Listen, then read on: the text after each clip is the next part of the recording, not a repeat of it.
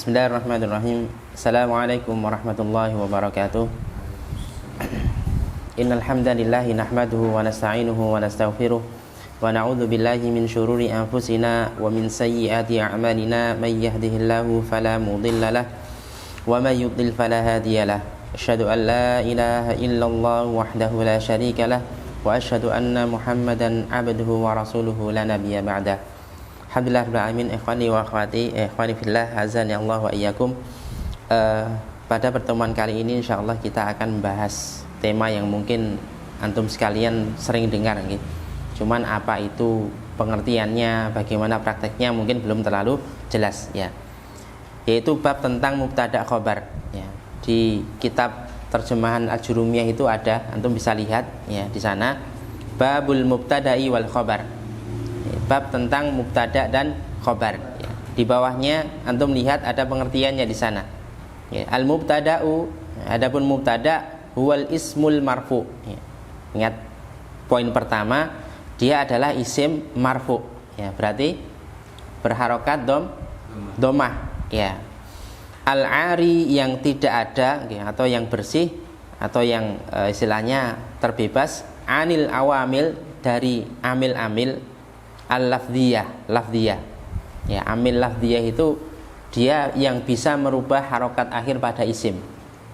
Contohnya ada amil lafdiyah itu inna, huruf inna ya, berarti ketika inna maka di depannya pasti nasab ya, atau kedahuluan huruf-huruf jar, maka setelah itu berarti majrur, berharokat kasroh. Lah mubtada itu tidak ada amil-amil tersebut, maka dia kembali kepada harokat awal, yaitu apa? Rofa ya. Atau pengertian yang lain yang lebih mudah, yaitu apa? Isim yang berada di awal kalimat ya. Isim yang berada di awal kalimat ya, dan dia rofa, itu mubtada.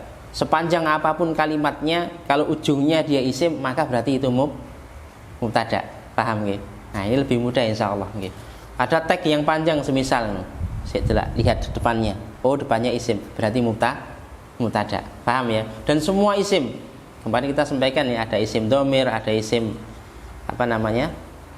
isim mausul, kemudian ada isim isyarah. Semuanya ini isim, kalau dia berada di depan maka mubtada, maka dinamai mubtada karena diawali dengan ya, karena dia berada di awal ya, mubtada yang diawali ya. Saya contohkan.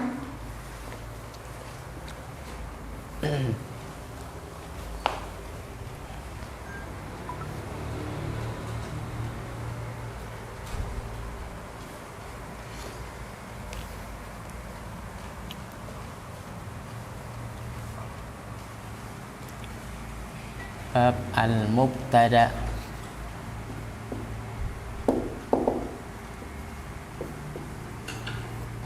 wal khabar.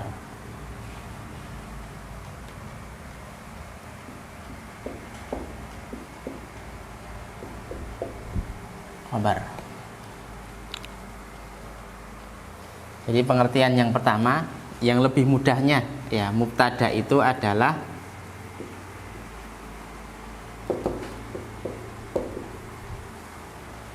isim marfu yang berada di awal kalimat.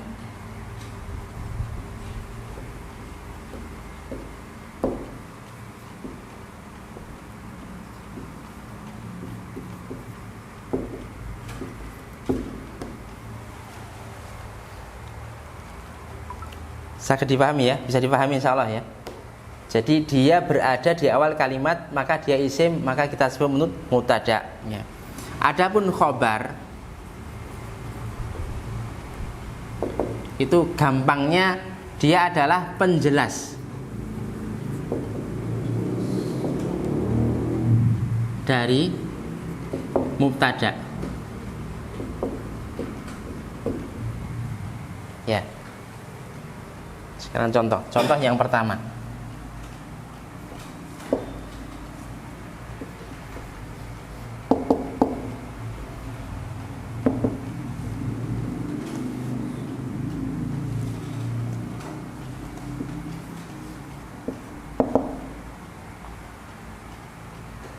At-tufahatu hulwatun. Nomor 2, as-suratu jamilatun.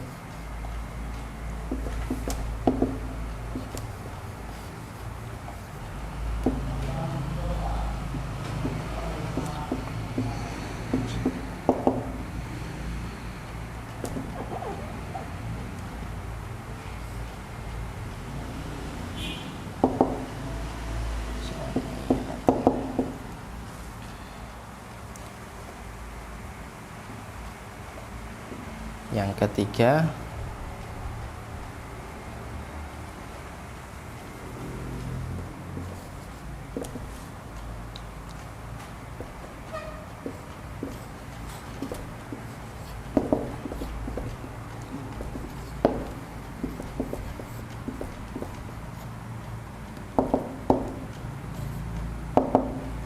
al-kitabu fil maktabah.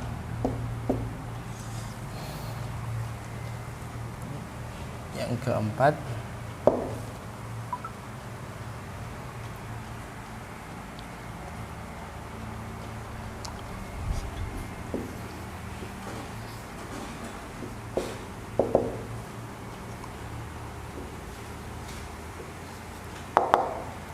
al-qitaru sari'un.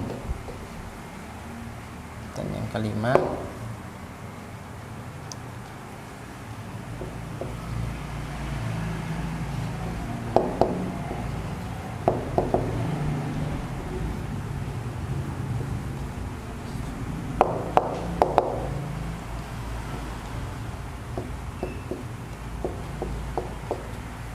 ya, antum perhatikan contoh-contoh ini. Jadi yang pertama, at-tufahatu hulwatun. At-tufahah itu adalah apel. Hulwatun, manis. Ya. Ini kalimat awalnya apa? Isim, fi'il atau huruf? Isim. Kenapa isim? Ada alif lam. Yang kedua, dia punya tak marbutoh, ya. Karena dia berada di awal kalimat, maka disebut mubtada. Dan mubtada harus dikasih tanda rofa. Paham ya? Kenapa dia rofa? Karena dia tidak didahului amil atau tidak didahului huruf yang merubah harokat akhirnya, ya. Apel. Kalau kita dikatakan semisal apel, mungkin kita paham, oh buah gitu. Tapi kalau datang-datang orang bilang apel, nah, mungkin kita tidak paham ya.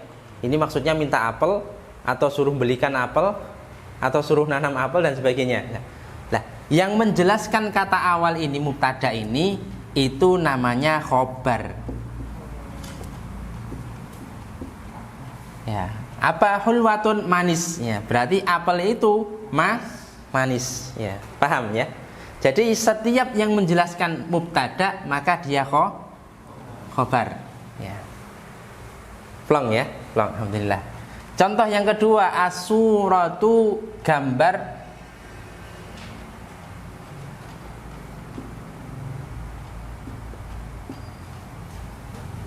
Bisa gambar, bisa wajah, bisa. Jamilatun, apa jamilah? Indah. Nah, as-suratu, dia isim, fi'il atau huruf? Isim, ya. Berada di mana? Di awal kalimat, ya. Maka berarti namanya mubtada. Dan mubtada dia statusnya sebagai rofa, ya. Dia berharokat dhammah, ya. Kemudian jamilatun, indah, ya. Dia fungsinya menjelaskan gambar itu kayak apa. Oh, gambar itu indah. Maka jamilatun adalah sebagai penjelas atau khobar. Nah, antum perhatikan, mubtada khobar itu semuanya rofa, ya. Khobar juga rofa, mubtada rofa, yang bawah khobarnya juga jamilatun rofa. Ya, paham nggih? Karena kita baru membahas isim-isim yang dia rofa. Jadi as-suratu jamilatun. Ya, gambar itu indah. Ya. Yang ketiga al-kitabu kitab.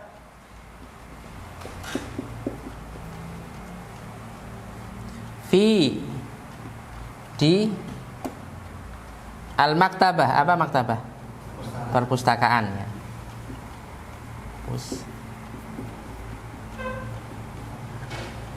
Ya. Kalimat ini diawali apa? Diawali isim. Ya, maka berarti dia sebagai mubtada. Ya, dan mubtada harus ditandai dengan rofa. Salah satu tanda rofa adalah dhamma. Ya. Fi apa fi? Fi huruf jar ya. Ini huruf jar. Al-maktabati ya, ini majrur ya, karena ada depannya huruf jar, kemudian ka isim di depannya adalah statusnya majrur, maka tandanya kasroh ya.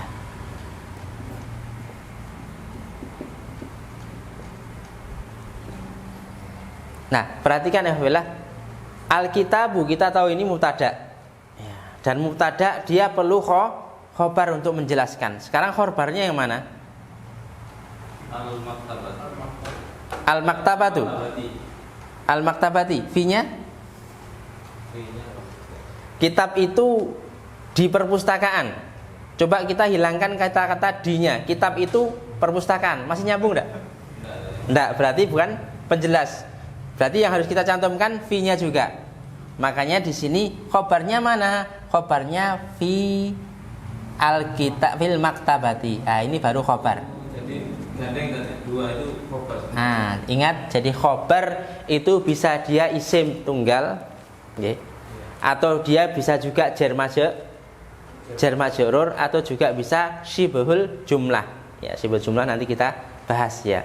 Yang penting yang antum ingat di sini, khobar itu pokoknya menjelaskan mubtada. Ya. Setiap yang menjelaskan mubtada maka dia disebut khobar. Ya. Walaupun enggak rofa tadi ya. Ya, enggak rofa, bentuknya jar majrur kan ini kan? Ya, cuman dia posisinya sebagai khobar. Ya.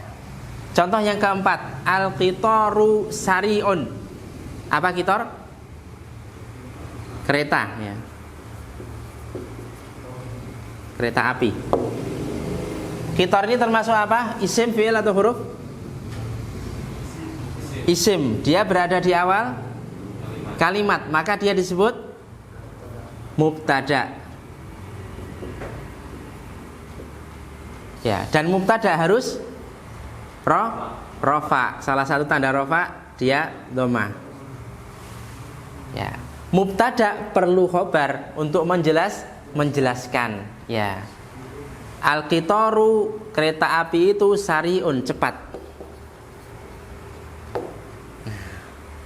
Sariun berarti apa? Penjelas dari khitar atau mubtada, maka dia disebut sebagai khobar. Karena dia bukan sibul jumlah atau jar majrur, maka dia tanda rofaknya khobar dhammah. Saya dipahami ya, bisa dipahami insyaallah ya. Gampang kok insyaallah mubtada khobar ini. Yang terakhir, contoh yang terakhir. An-nadhafatu wajibatun. An-nadhafah kebersihan.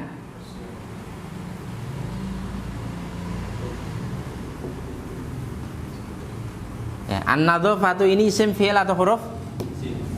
Isim. Dia berada di awal kalimat, maka disebut mubtada.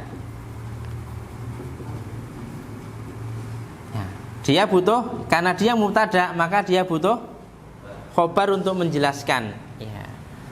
Maka an-nadhafatu kebersihan itu wajibatun, wajib.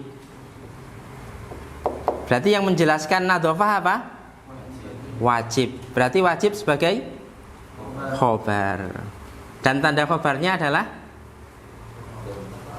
rofa, ya ditandai dengan dhamma. Nah, Ikhwafillah, jadi mubtada khobar ini adalah dua isim. Mubtada isim, khobar isim, dua-duanya adalah rofa atau marfu. Ya, sampai sini ada yang tanyakan? Saya kira jelas insyaallah ya. Ya. Dan ingat tadi khobar tidak harus isim mufrad seperti ini. Ya. Dia bisa juga jar majrur atau syibhul jumlah. Ya. Satu contoh yang lain saya contohkan. Ya.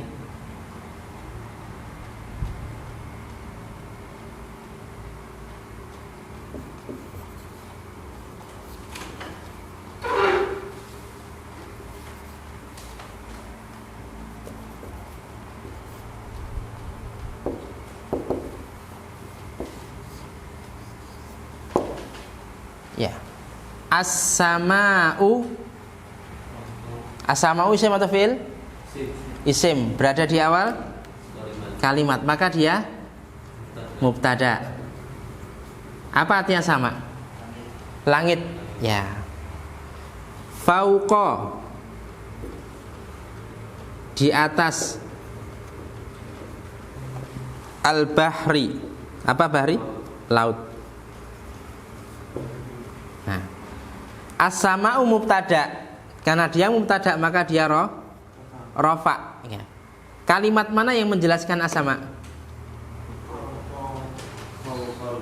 Fauqal bahri. Nah, ini berarti khobar. Bukan jar majrur karena fauqa bukan huruf jar. Nah, ini namanya syibhul jumlah, ya, yang menyerupai kalimat, ya, tapi bukan kalimat. Ya. Paham ya? Insyaallah. Alhamdulillah. Tafadhol kalau ada yang ditanyakan. Berarti tidak harus rofa tadi ya, khobarnya ya. Khobarnya tidak harus rofa. Ya.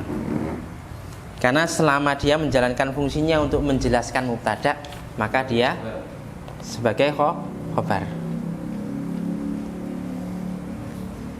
Tidak ada, kalau tidak ada, tafadhol bisa dibuka kitab usul salasahnya.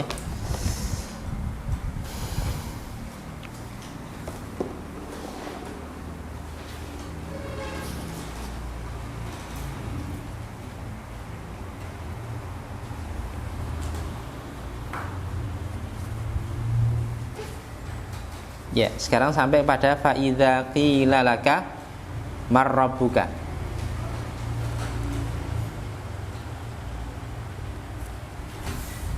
Ya, saya baca. Fa, maka, idza jika. Kila apa kemarin? Dikatakan. Nah,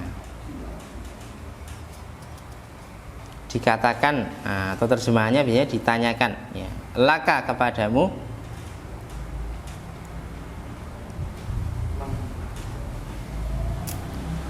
Man, siapa?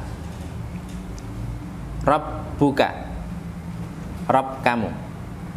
Nah, kalimat fa idza qila laka man rabbuka ini didahului apa?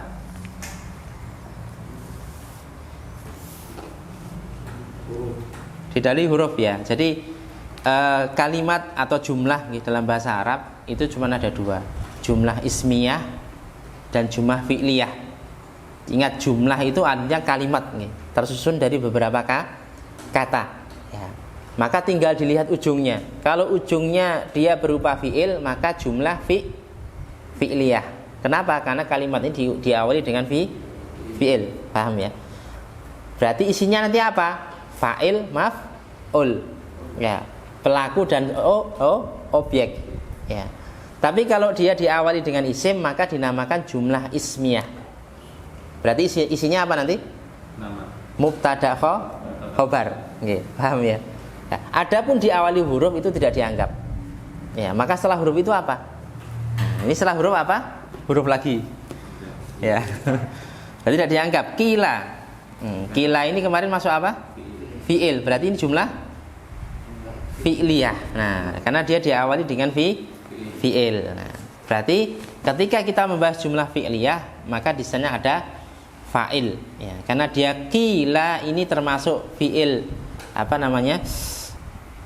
madhi majhul, maka dia punya naibul fa'il yang kemarin kita bahas. Masih ingat? Sudah lupa ya? Ya, sedikit. Man rabbuka, siapa rob kamu? Jadi jika ada pertanyaan siapa rob kamu, ya. Dan sebenarnya ikhwafillah, pertanyaan man rabbuka di kaum muslimin yang mereka hidup di sana, mayoritas kaum muslimin itu pertanyaan yang mungkin masalah dohiroh ya. Jadi masalah dohiroh itu orang awam sekali itu paham, apalagi orang yang alim atau orang yang ngaji ya. Jadi masalah dohiroh itu masalah yang umumnya orang sudah paham. Seperti contoh semisal sholat itu wajib ya. Saya kira orang awam pun tahu nih, sholat kalau kita tanya, Pak, sholat itu wajib atau sunnah atau mubah? Wajib mas gitu ya.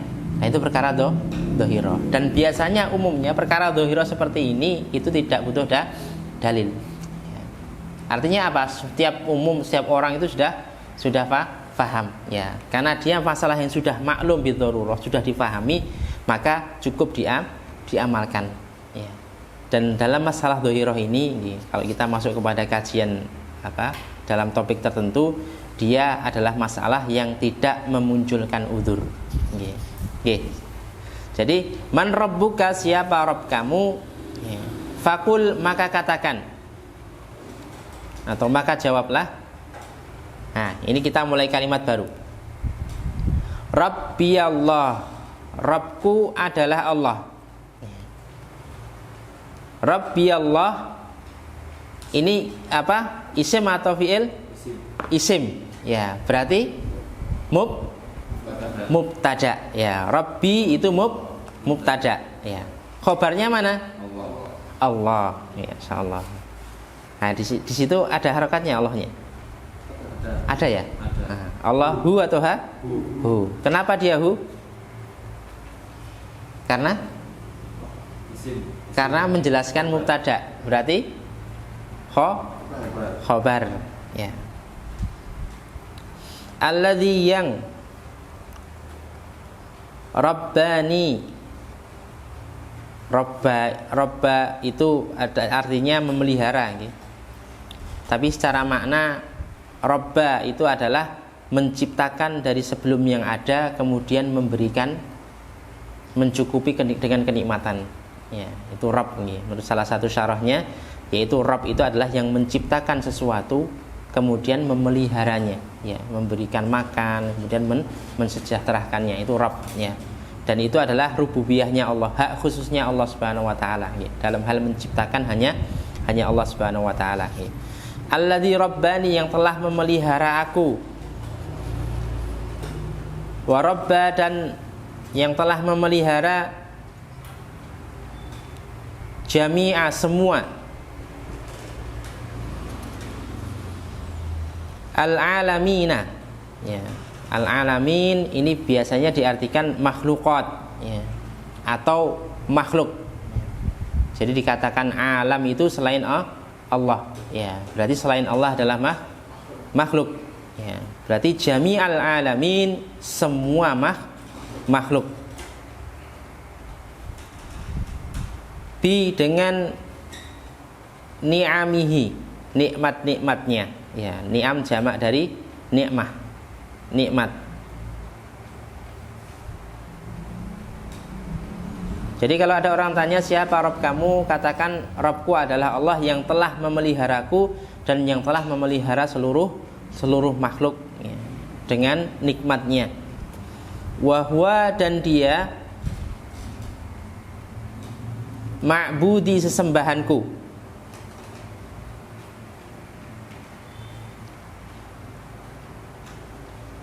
Laisa,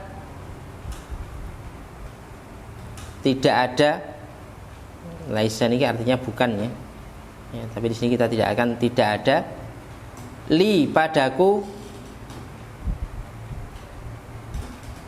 Ma'budun, sesembahan atau sesuatu yang disembah, bisa ya, sesembahan atau sesuatu yang disembah. Siwa, melainkan atau kecuali. Hu, dia ya. Hu ini kembali ke Allah ya. Jadi jawabannya apa kalau ditanya kita, Rob kamu siapa? Ya, pemeliharamu siapa? Robku adalah Allah yang telah memeliharaku dan semua makhluk hidup dengan nikmatnya. Dialah sesembahanku dan tidak ada bagiku sesembahan selain Allah Subhanahu wa taala. Ya, sekali lagi biasanya yang bertanya seperti ini adalah orang-orang yang mereka mungkin ateis ya, atau orang-orang yang tidak bertuhan, ya, orang-orang yang tidak meyakini adanya Tuhan, ya.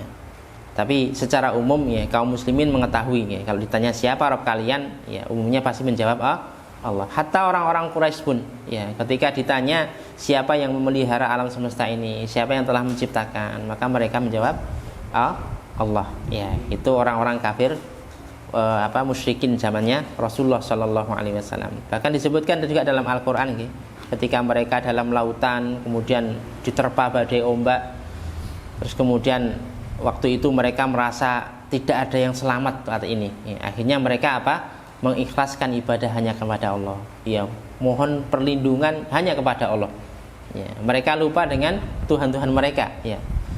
Akhirnya setelah diselamatkan oleh Allah, mereka balik lagi kepada kesyirikan. Nah, ini tabiat orang-orang musyrik ya. Wad dalilu, dan dalilnya. Nah, berarti kalau antum faham mubtada khobar, insya Allah bisa paham titik komanya di sini. Ya, karena kadang dalam kitab gundul itu tidak ada titik koma, gitu. Ya. Berarti kata-kata itu selesai, berarti berhenti. Ya. Satu contoh ya, Rabbiyallahu alladzi rabbani wa rabba jami'al alamina bi ni'amihi. Nah, orang sudah paham, sudah jumlah mufidah, maka dia berhenti, titik. Ya. Rabbku adalah Allah yang telah memeliharaku dan memelihara semua makhluk dengan nikmatnya, titik. Paham ya? Mulai kalimat baru, wa huwa ma'budi. Nah, ini jumlah ismiyah atau fi'liyah? Ismiyah, kenapa? Dihadiri dengan huwa. Huwa itu termasuk apa? Isim domir, berarti ismiyah. Karena dia didahului isim, maka berarti isinya mubtada khobar. Mana mubtadanya? Huwa.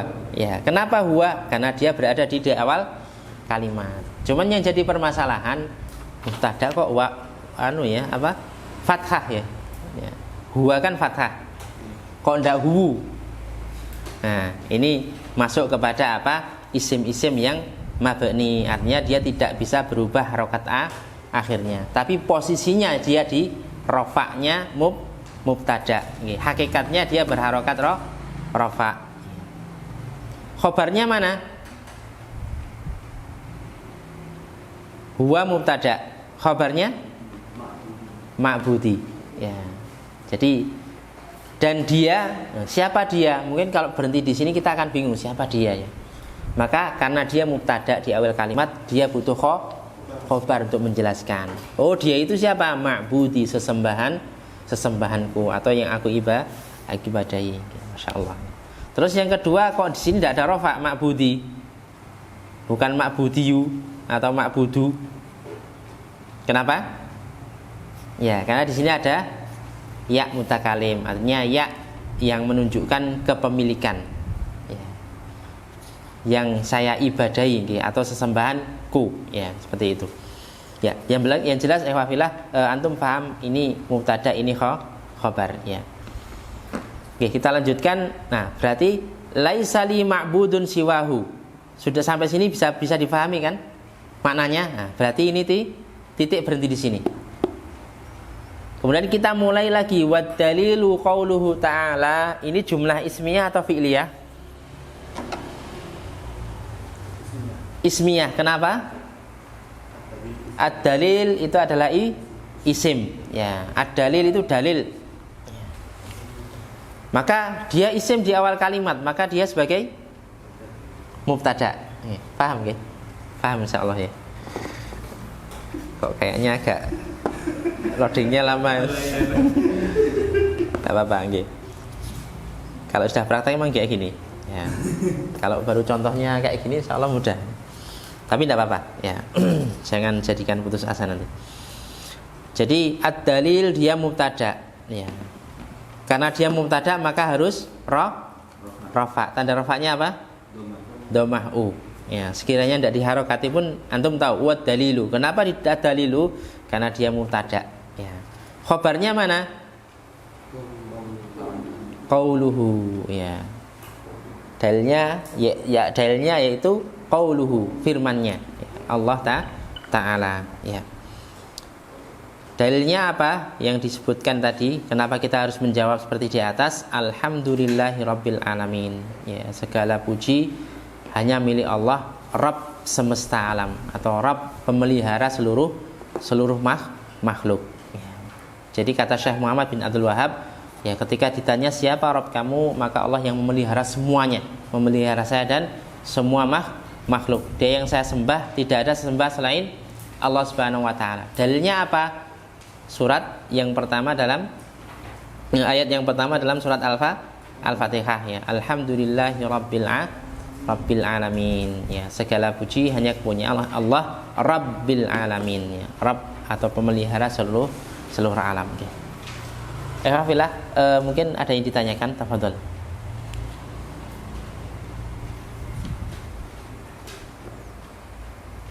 Ya. Kalau tidak ada, mungkin ada pertanyaan sebelum kita tutup, insyaallah. Ya. Ada tidak? Tidak ada, ya. Ya. Tidak paham, Ustaz. Gimana mau tanya? Tidak apa-apa, ya. Jadi ketidakfahaman antum itu bukan aib dalam mencari ilmu. Ya. Kenapa? Karena kewajiban kita apa kemarin? Cukup belajar saja. Ya. Yang memahamkan itu Allah. Justru akan menjadi aib apa? Ketika antum tidak paham terus kemudian tidak cari ilmu. Itu aib namanya. Okay. Jadi tetap bismillah, ya. Masalah kepahaman itu haknya Allah Subhanahu wa taala. Kalau toh antum paham semisal mubtada itu rafa dan tanda rafa itu dhammah, itu alhamdulillah kebaikan. Ya, karena ketika Allah menginginkan kebaikan pada kita, maka dipahamkan terhadap agama. Ya, walaupun mubtada khobar. Loh, disyukuri loh, ya. Insyaallah. Di luar sana banyak orang pusing terhadap mubtada khobar itu. Ya, antum di sini duduk baru tidak ada setengah jam itu sudah paham, subhanallah, itu luar biasa. Ya. Ya, Alhamdulillah. Apa itu mubtada? Coba gambarkan secara ringkas. Apa itu mubtada? Nah, isim di awal kalimat selesai, ya. Dan dia rofa. Gampang kan? Pokoknya patokannya isim. Semua isim berarti isim mausul, isim isyarah, kemudian isim dhamir, atau dia isim tunggal dan sebagainya. Kalau dia di awal kalimat, maka dia mubtada. Paham, ya? Kalau dia mubtada berarti butuh khobar untuk menjelaskan.